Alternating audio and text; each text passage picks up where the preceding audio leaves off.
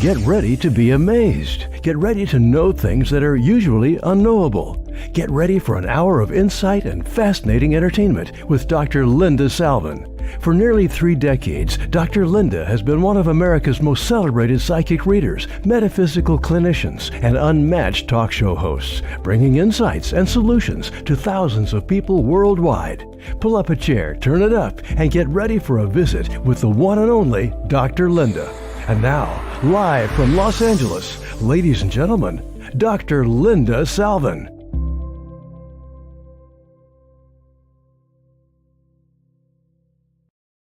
I'm bringing on a man by the name of Alan Nathanson. He's been in the music industry for over 5 decades, which is not usual these days, but a lot of people burn out after one song. He's lucky he even got, where he got.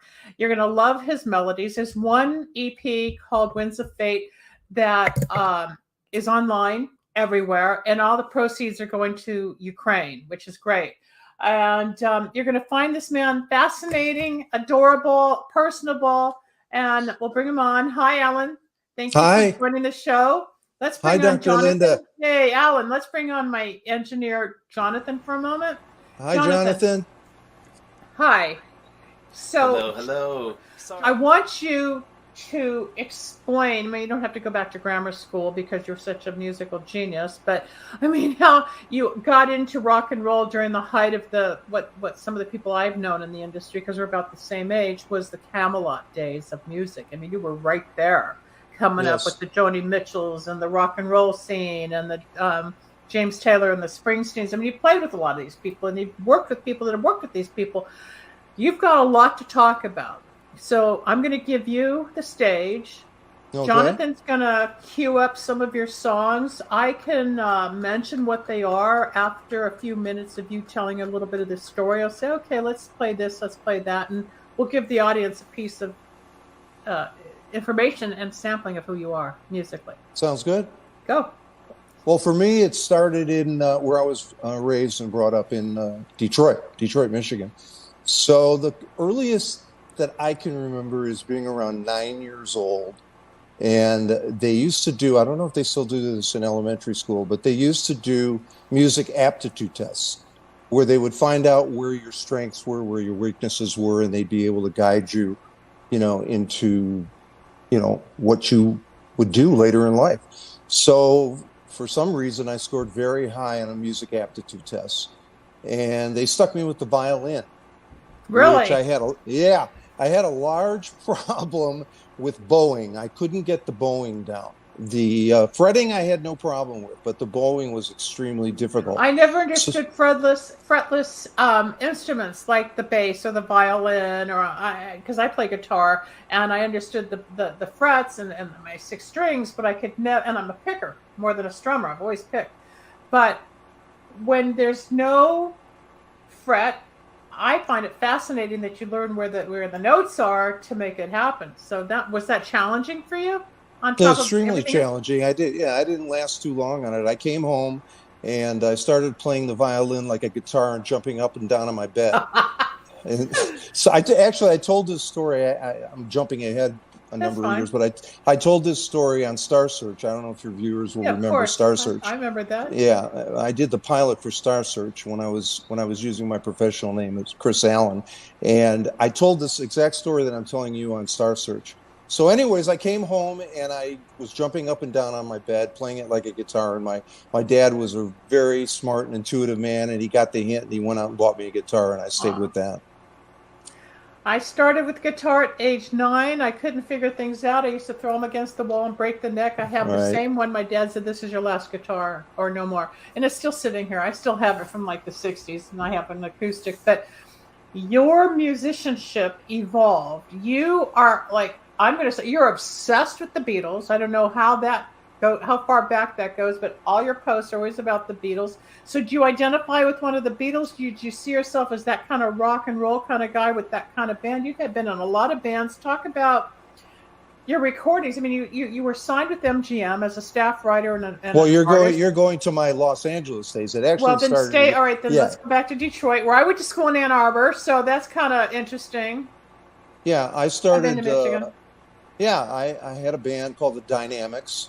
and we were asked to perform at a summer camp called Tamaqua in Algonquin Park, Canada. And as campers, we got a discount on the fee, and then they asked us to be, the entertainment.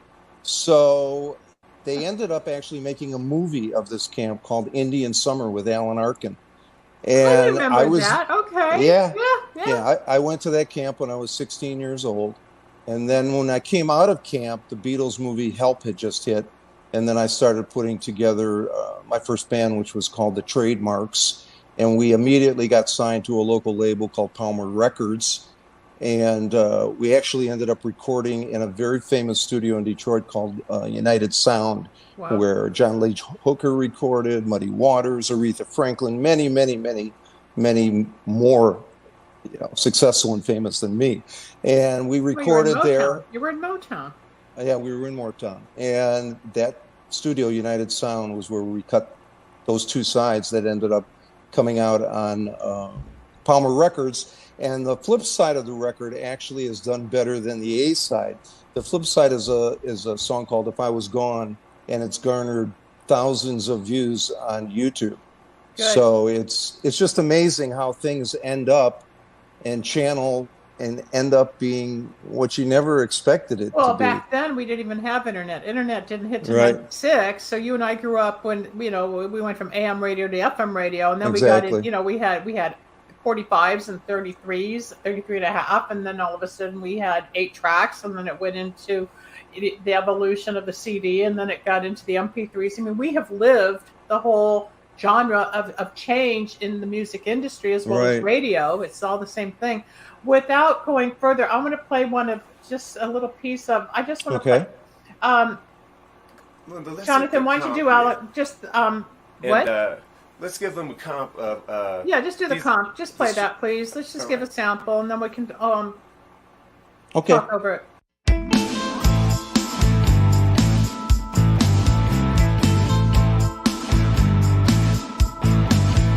I'm a prisoner in my own house. Your love won't set me free. I'm a prisoner in my own house. Your love won't set me free. You must have cast your spell. It's gotten a hold of me.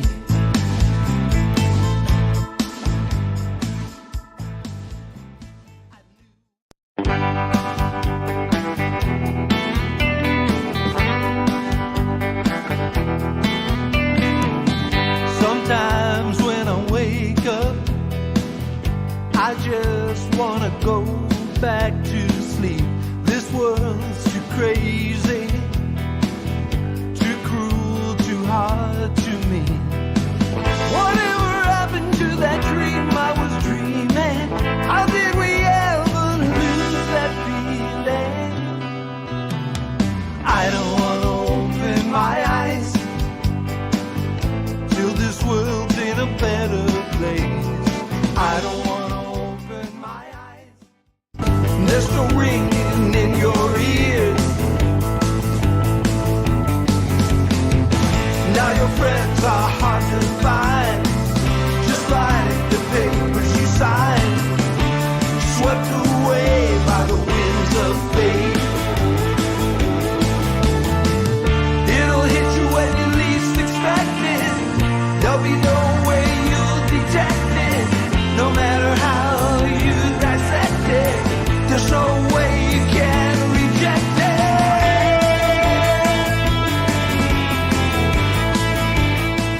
Okay. There you go. Those are three cuts off my new EP. Your songs are hip, and they're today, and they're contemporary, and they're timeless, but it's the words that are still catching, and they touch the soul, as opposed to the melody that's easy listening but still has the groove going that people need today, because there's so much garbage out there. It's not music like you and I grew up with, but you still do music. I still do music, but a lot of people find music to be different. I don't want to go into their music or their styles, because that's not what the show's about. But when did you actually leave Detroit, and then tell a little story of how you got to the Jefferson Airplane House, Grace's house. Okay. Tell the little Well, story. the Trademarks band morphed into a band called Everline Nevermore. And we were all part of, the Detroit music explosion. There were a lot of amazing bands coming out of Detroit, like Bob Seger and MC5 and Iggy Pop and the Stooges. We were all coming out of Detroit. We were all playing the same venues, the Grandy, the East Town.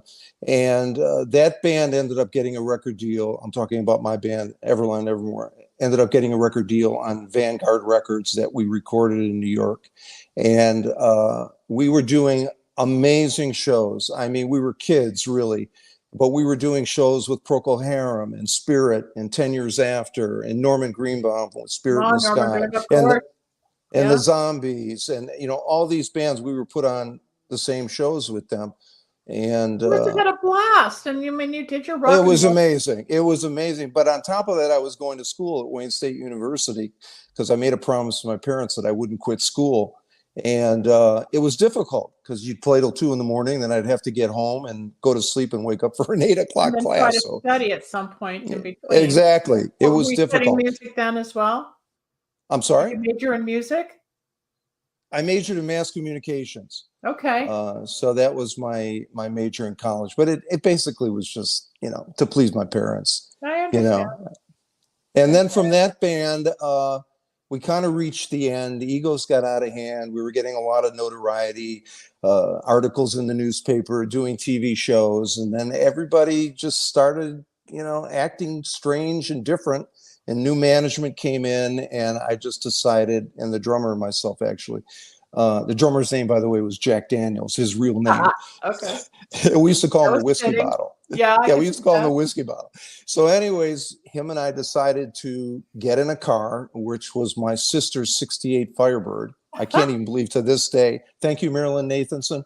She lent me the car, and we drove down to New Orleans and caught in a monsoon in Mississippi. And we pulled over there. Some guys helped us out, took us to their place in Mississippi. And then we went to my first Mardi Gras. I've been to a few of them, or a couple of them at least. And they took us to my first Mardi Gras in New Orleans. And then we met some amazing people who were friends with Hot Tuna, which was kind of an offshoot of the Jefferson Airplane. I know some of the players still here today. Yeah. So they said, hey, when you want, we're gonna be coming down there in the summer. Why don't you join us? And so I quit the band and I started writing songs, and I made a decision that I was going to go to Los Angeles via San Francisco. And my sound man at the time, Shel Pastor, was worried about me. So he came with me, got on a plane with me, and the two of us landed in San Francisco, and these friends of Hot Tuna met us. And the next thing I know, I'm staying in Grace Slick's bedroom, and I'm playing her piano. And imagine in San Francisco. Yeah, 2400 Fulton Street. I remember exactly the address. And their business manager, Augie Bloom, was a really, really nice guy and filled out my address book for me. He said, oh, you're going to L.A., so why don't you look up these people and just tell them Augie sent you? And so that's what I did, and that got me to L.A. Michael Nesmith of the Monkees. Let's go to that one. Okay, well, that was, one of the names he put in my in my address book. I still have the address book. I should have brought it with me. Yes, you do.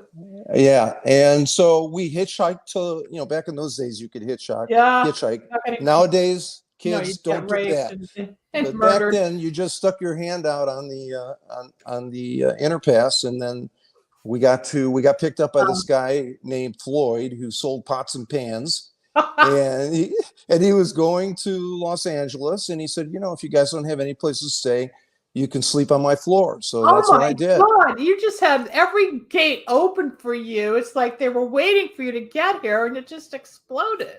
Hold on. So I really only.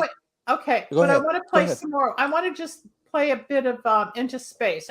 What's this from? We got to go back and forth because I can't go chronologically. You've got too much for one show. It's so brilliant. Here, talk about this. It's going to load for Jonathan. None of these are playing. I don't get it.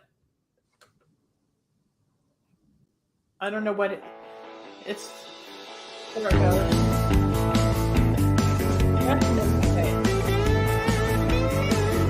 I love the drums on it. You playing drums?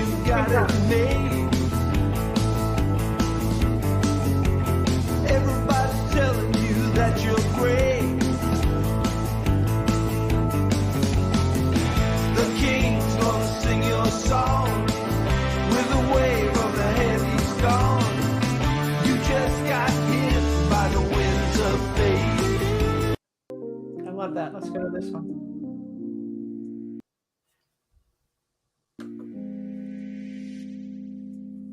You're so diverse. That's what I love about your music. You're not just the same, where some people sound the same album after album after album. You know it's their signature. You're not like that. I know it's your tunes.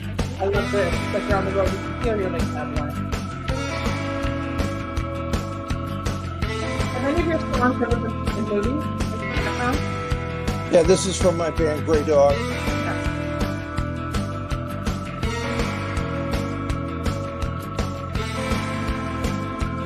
It's called Cadillac. This was actually licensed by Mary Kay Cosmetics. I got the road to run. Come on, honey, let's go. We're gonna take a ride. We ain't gonna take it slow. I got a hunger burning like a heart attack. Let's get the top down. We'll never look back. Come on, honey, let's take a ride in my Cadillac.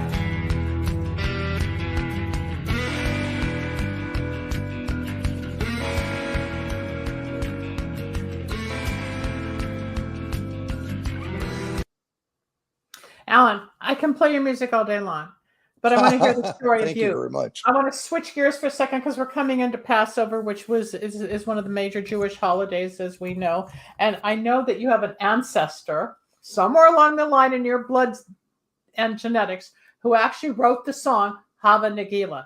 Every Jewish girl and boy knows that song, even if it's the Gentiles at a wedding or a bat mitzvah, bar mitzvah. It's Hava Nagila, Hava Nagila, Hava. We all learn it as children, and we learn it and sing it all our lives. That's right. How did you discover that your relative wrote that? Well, I had no idea, obviously. I mean, I played in bar mitzvah. Reincarnated. Yeah, I played in bar mitzvah and wedding bands my whole life. You didn't hear me. You didn't hear me.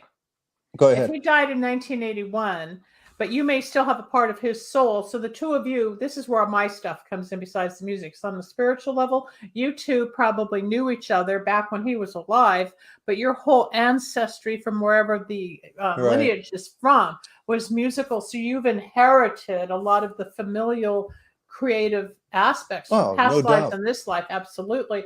But I just think it's fabulous. I mean, who would know? Yeah, you never wonder. Who would have thought that your relative wrote Hava Nagila? And here you are. Well, I never thought it. It was brought to me by my cousin Idel, who lives in Jerusalem, and she told me to check out this book on Amazon, which I did, and there it is. Moshe Nathanson wrote the lyrics to. Moshe Nathanson wrote the lyrics to Hava Nagila. Yeah, complete surprise. I had no idea. I'd be thrilled. I'd be surprised too. But you're not related to the hot dogs. No. All right, let's go back to the music. Okay, so you get into LA, you meet Michael Nesmith. Was he already with the Monkees at that time? No, he was recording. No, this was the summer of '71, so he was recording his solo. Over. Yeah. They were over. He was recording his solo album at RCA and invited me down. Yeah, it was great. He was a really, really nice guy. I wish I could have thanked him later in life, but I never had the chance. And BJ Thomas, you were close to him. BJ Thomas, I wasn't close to him. You've met all these people. You've met. Yeah. Well, he recorded a song I co-wrote with Hall of Fame songwriter who was our producer, Nathanson and Schoenholtz. We were an artist on Capitol. Was that in 74 or so? Back in the 70s? That was 74. And I've been writing songs with Steve Dorff for years. So we wrote this song together, and he called me and said, "Hey, guess what? BJ Thomas is going to record it. Why don't you come down in the studio?" And so I got a chance to meet BJ. And watch him record my song. Yeah, but I mean, that's what's fascinating. I mean, you lived your dream. I have lived your dream. Okay, I'm very thankful. Dream that a lot of people dream about dreaming and not maybe getting up and doing it or getting out there. Like me, I ran. I got there, and then when it was offered to me, I stepped away for whatever reason. I can still go back. Yes, I know a lot of the same people you do, but I haven't had the experiences, obviously, any more than you've had mine. But let's go to the personal side for just a moment besides the music. So you're married, you've got kids, and you're a grandfather, and you still do your music. Because what people need to understand in life, that the soul and emotion continues regardless if you're 9 or you're in your 70s or 60s or 40s or 50s. It's just who you are. And a lot of people Hmm. don't know that. They stop growing or they give up or they say, no, I'm too old or whatever. So your music or my music, anybody's music will keep you young, just like writing or racing cars or listening to music or gardening. People have to stay motivated. What keeps you motivated? I have no choice. I mean, the songs come through me, and I must write them, and that's basically how it is. I either get a lyric or I get a melody, Mm-hmm. and I follow through on it. And I'm lucky to have the time and the means. I'm very lucky to have the time and the means to be able to do that. And I'm very thankful that I have my health, because a lot of people do not. No, And they don't, especially at this age and going forward. I think we said just exactly. weeks ago, our generation of musicians are in their 80s, turning 80 and above now. Right. It's kind of strange. A friend of mine was on a cruise ship with some major bands like the Beach Boys not too long ago, and he came back to say everybody's in wheelchairs and on crutches, and they're all these old people. I said, that's us. We were the teenagers when these bands were hip. That's right. But we have our That's health. right. Health and wellness With, is what keeps you going. Without health, you have no life. I mean, you can still have your life, but you got to stay healthy in order to embrace the best of it. The I'm best very of it. lucky to have all those ingredients, and that's what keeps me going. And music, I think, the old expression, Linda, music keeps you young. Yes. And it There does. you go. It does, which is why I may just pick up the guitar again. I've got to get my songs up here. I got to tell Jonathan to upload my own tunes. But let's go back to after the 70s when you were signed with MGM. Then what happened? We had actually two deals on MGM. We had one deal with a label called Sunflower, which was an album deal, and it was with Mac David, who was Hal David from David's. Brack Racket. Yeah, Mac David. And I didn't know this at the time, because back then, of course, we didn't have Google or Safari, or were able to get anything. Isn't it a weird world? Yes. but now I looked him up, and he wrote Hello Dolly. He wrote the theme songs to 77 Sunset Strip and Hawaiian Eye. And, he wrote and he's in the Songwriters Hall of Fame too. Actually, he's the one that signed us to and a guy named Marshall Lieb actually came to our apartment and heard our demo at Larry Shane Music, which was Henry Mancini's publishing company, and signed us to the deal. And we were in the studio within a couple of weeks recording our album. The problem we had was Mike Curb, who ended up becoming Lieutenant Governor of California. Right. He was the head of MGM Records at that time, and He was? halfway through our album. That. Wow. Yeah, he also had a group called the Mike Curb Congregation. And that was it. He came down and just said, Mac David is retiring to Palm Springs, and that's the end of your deal. No, that was it. We were cut short. The highs and lows of life, like anybody else, you're riding the tide, and all of a sudden the rug's pulled up from underneath you. Then comes what are we going to do? Or you're depressed, or you're lethargic, or you don't have no hope or faith. What kept you going again? What got you we were back definitely up? Well, we were definitely depressed because we were halfway through recording an album. But what happened was that there was a producer named Bill Criswell, who was actually doing the on-site producing of our music on Sunflower Records. And he said, you know what, I'm going to take you over to this guy named Doug Gilmore, and he'll get you re-signed to MGM. And so that's what happened. We went over there. He had an office in the back of the legendary United Western Recording Studios.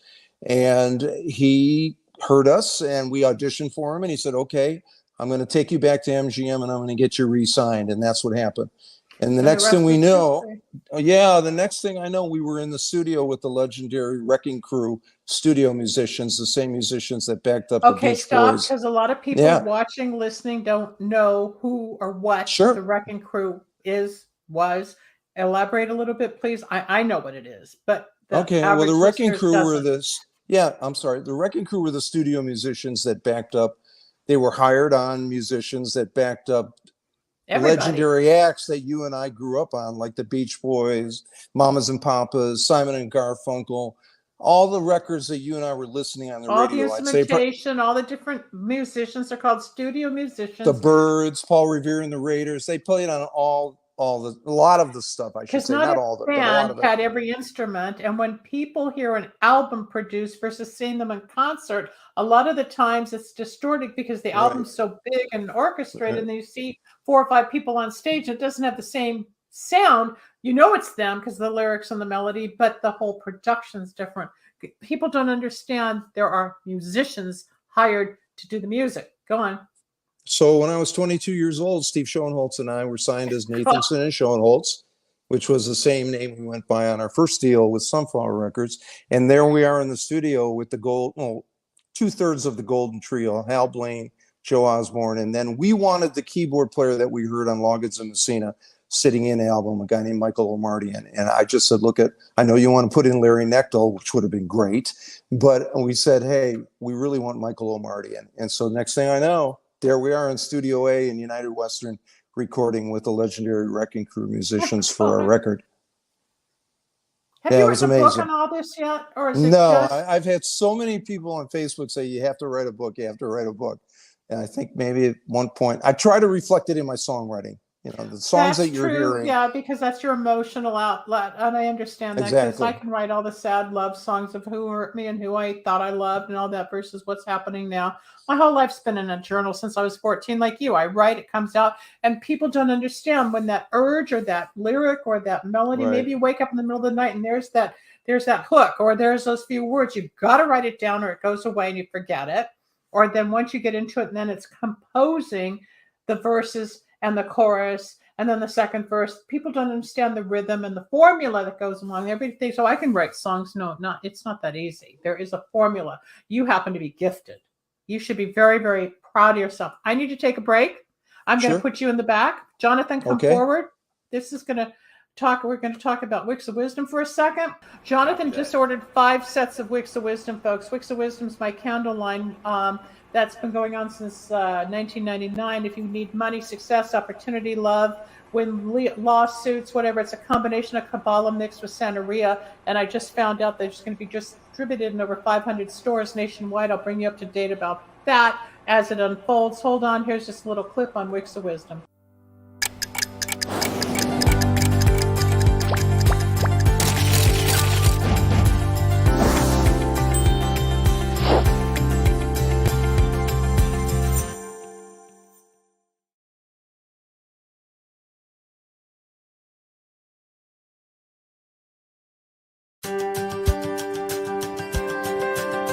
Use this set of candles to assist in strengthening the immune system, heal from various ailments, enhance general health and well-being, and target and help heal specific health issues.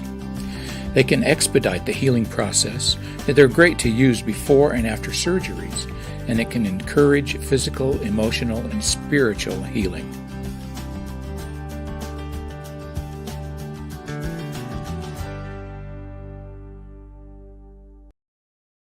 Harmony Power. Burn this set to improve dysfunctional situations, improve balance and harmony in unsettled environments within yourself and others, whether at work or home. Okay, everybody, those are Wicks of Wisdom. Wicks of Wisdom work like a prescription for your soul. You get 4 bottles of essential oils, your 3 candles, the herbs, the powders, the parchment paper, 2 pages of instructions that are on the PDF file, and all the videos that are out now. But everything's 15% off the candles and services right now because the new website went up last week, lindasalvin.com. Go to the site, 15% off, and they're yours. Jonathan, you've got health and wellness and good luck being shipped to you and a friend in Washington, D.C., but we'll get back to the candles later. What is it that you wanted to play of Alan's now?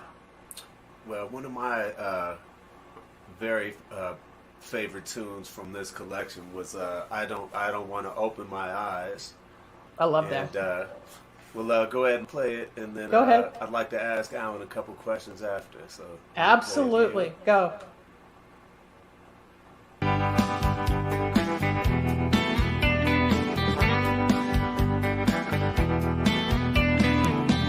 Sometimes when I wake up, I just want to go back to sleep.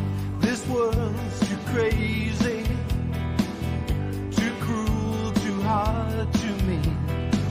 Whatever happened to that dream I was dreaming? How did we ever lose that feeling? I don't want to open my eyes till this world's in a better place.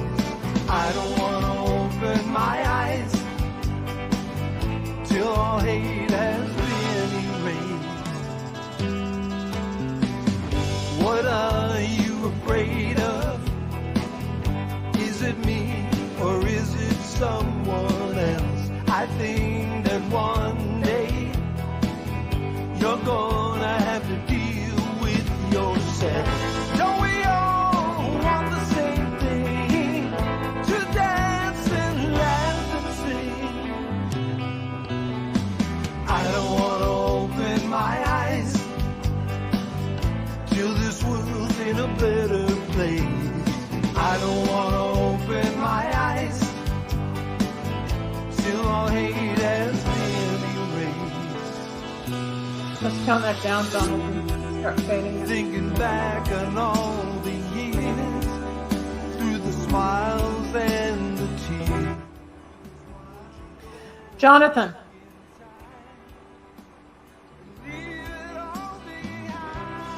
Jonathan, you can't Yeah, hear I'm me. here. Okay, what did you want to ask Alan? I love this song. It's spiritual. It's about the soul. It's emotion. It's who we are. What do you want to know? How he came up with that? That's your question. Exactly. How when and at that time, do you remember, what you were going through and what inspired that song? Because I get, like Linda said, so much spiritual message from it, but also such a self-reflective one that seems, introspective, but also considers everybody involved. So it's a universal song. And I think Thank it's you. one of the best you've done. Is it more contemporary? When did you do this? When did you release it? Because that ties into the show here. I mean, everything does because it's you and your background, but that touches my purpose to help people. Where did the song come from? Once again, it's one of those things that just comes to you. The title came to me, and then I started writing it. But before I go on, I have to acknowledge my co-producer on the EP Winds of Fate, who's Marty Rifkin, Yes. who has played with Tom Petty and Bruce Springsteen and Jewel and many others, and has gold records with a few of them. So And you've I have to introduced me to acknowledge. him, and I'm going to probably go maybe lay down some tracks with him. Thank you for You that should. introduction. Yeah. You're welcome. Yeah, he he also. absolutely gets the Right, credit. he- not only Next time did we he- can have both of you on the air. There you go. I would relish that. And not only did he co-produce it with me, but he plays bass and other instruments, pedal steel on a lot of the stuff that we recorded. So Jonathan, it just came to me. These songs were all written during lockdown from COVID. Okay. Stop. And Stop. That's perfect. That's what I want to hear, because I coined the term hallway of transformation, knowing what the movement's all about. When we were in lockdown, a lot of people were forced to look at themselves, forced to grow, forced to become more spiritual. The whole thing's changing, where religion's not as intense and active as it was.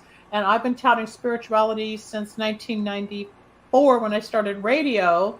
Right. After I was in a plane crash, became spiritual. So I've been at this for 30-something years, and now the world's catching up.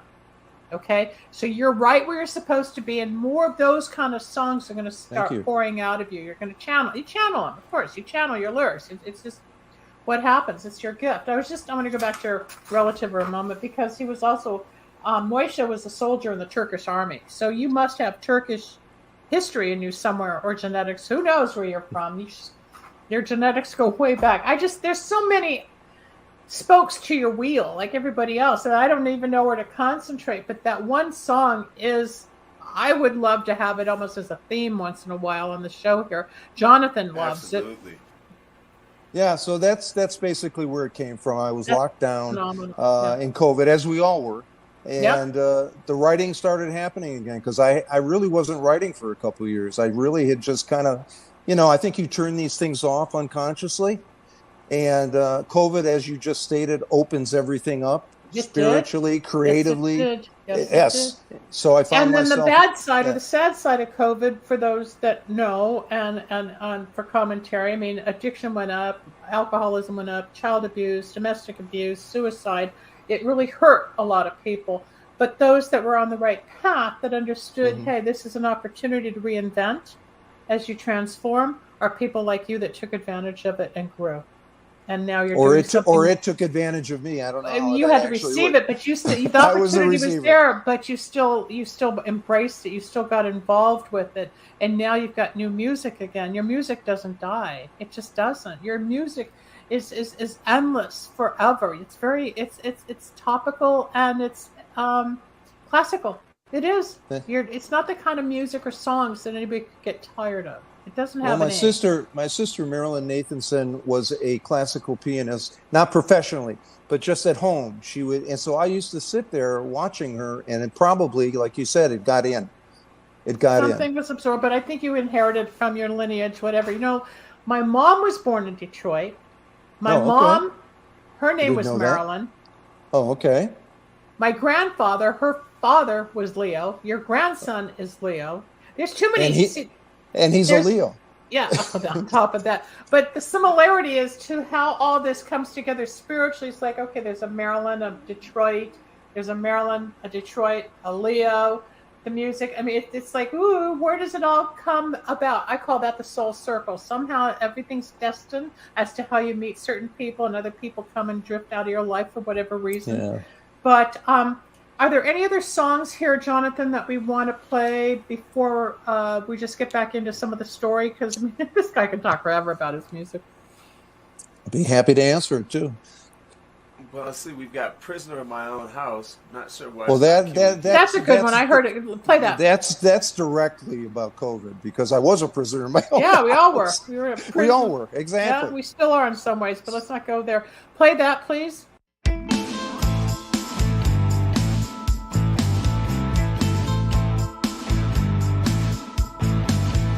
I'm a prisoner in my own house. Your love won't set me free. I'm a prisoner in my own house. Your love won't set me free. You must have cast your spell. It's gotten a hold of me.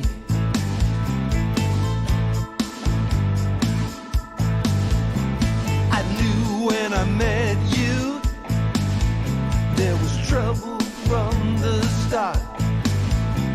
I knew when I met you, there was trouble from the start.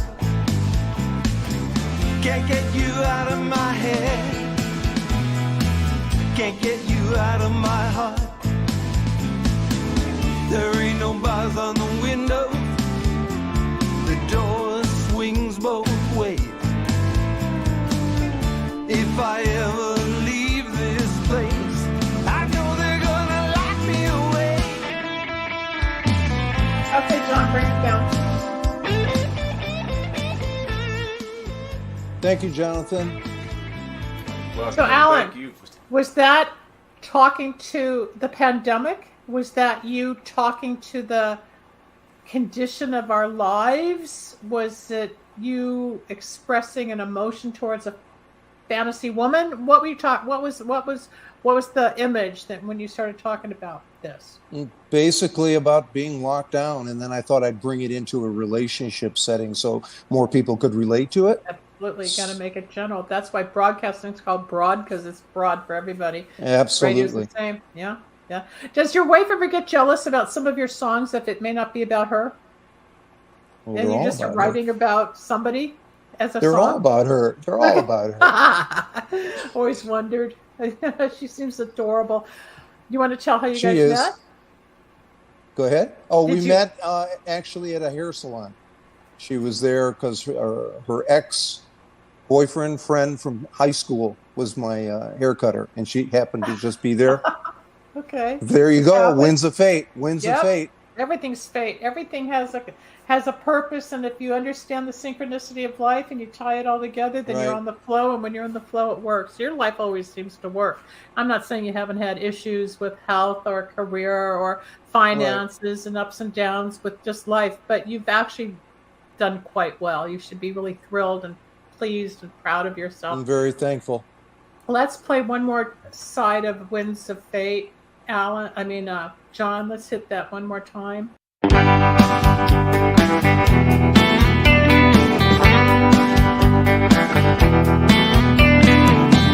Sometimes go back to sleep. This world's too crazy, too cruel, too hard to me. Whatever happened to that dream I was dreaming? How did we ever lose that feeling? I don't want to open my eyes, feel this world's in a better place. I don't want to open my eyes. There's no ringing in your ears. Now your friends are hard to find, just like the papers you signed, swept away by the winds of fate.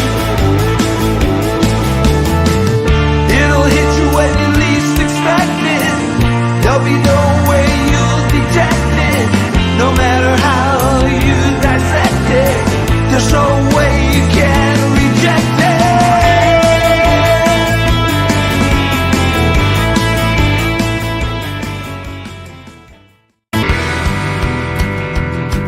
She's American made, she's a real clean machine. Just put the pedal to the metal, she'll take you places you've never seen. I got a 427 sitting under the hood. Just get inside, it feels so good. Come on, honey, let's take a ride in my Cadillac. We're gonna ride like a surfer on a wave. We're gonna ride. We're gonna ride. So hold on tight. We're gonna ride into the night.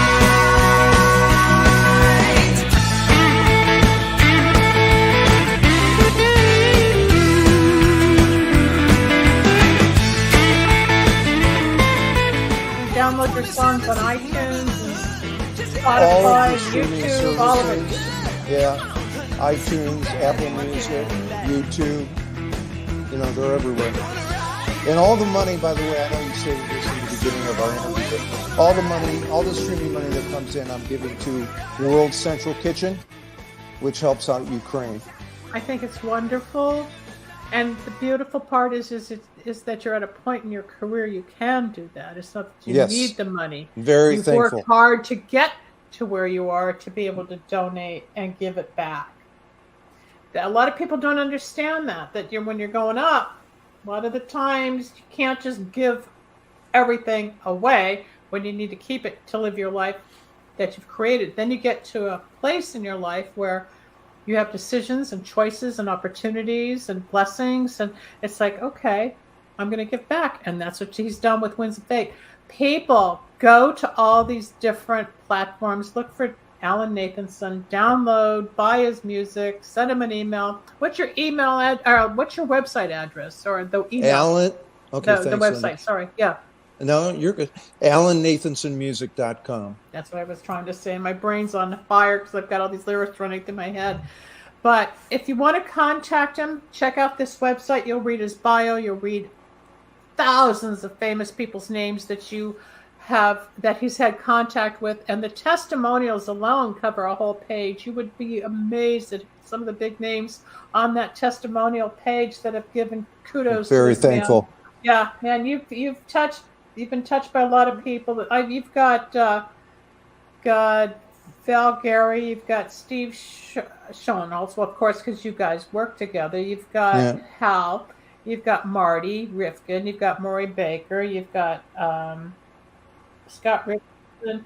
You've got all these people that have played with the major musical world of the last 50 years. Well, you're leaving out a missed couple. Well, I can't read everything. No, Go I ahead. understand. Fill in the blank. Go on. Harry Maslin, who was David Bowie and Air Supplies, and Barry Manilow's producer. He said some nice things about me there. And also, I have to acknowledge our ex-producer for Capitol, Steve Dorff, who's in the Songwriters Hall of Fame. He has been very helpful to me in my career, and he said some nice words as well. He did. I just don't have time to read it, but everybody, you can go to Alan Nathanson's website, say it again, and you can read for yourself hundreds, well, not hundreds, but a beautiful list of testimonials that will qualify this man's talent and how much you're really loved. You're admired, you're loved, and respected, Alan. You really are. You are by Thank the you very industry. much. You know, it's not everybody's out there on the biggest stage, but you've built a huge stage for yourself. You should be very, very proud. Bet your family is too. One more time, website and different platforms where they can find Website's you. Alan, in small caps, AlanNathansonMusic.com, and you can just put in Alan Nathanson Winds of Fate, and all the streaming services will come up. Thank you Y'all so gotta much for check doing out it. You're this welcome. album. I think This was just a sample and preview, but as wow. Alan Thank you. suggested, the sonic quality and the musicianship on this album is it's phenomenal, spectacular. for It's sure. clean. And It's fresh. You can hear every instrument. You can hear everything. I can't wait, as Alan suggested, to download and actually give a listen and some full quality speakers in the car. Thank you, Jonathan. Yeah, it's Yes, beautiful. sir. Thank you for sharing. I'm telling you, it's amazing. And I think work. Alan said he had a little surprise to close the show I out do. with. What's I that? do. Well, I before I do. came on, like you said, the inspiration just comes. And so I thought about, can you still see me? Yeah. I thought about, I'd write a little 15-second ditty as a thank you for having me on, you're welcome. Dr. Linda Salvin. All right. Thank you. Thank you. It's nice to see you. Thanks for having me on. It's nice to see you.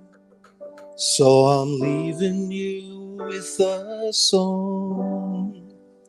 Bye, everybody. Alan, thank you. We'll be in touch. That touches my heart. I love that. And stay backstage. I'll come back in just a moment, okay? Hold on. Okay. Thanks for joining us. We hope you enjoyed today's program with Dr. Linda. Need a breakthrough of your own? Ready for answers or insights nobody else has? Reserve your own one-on-one in-person chat. Dr. Linda isn't just for other people. Dr. Linda gets results for you. And it's easy. Contact details are on screen now. Just click on lindasalvin.com or call toll-free 888-509-1077. That's lindasalvin.com or toll-free at 888-509-1077.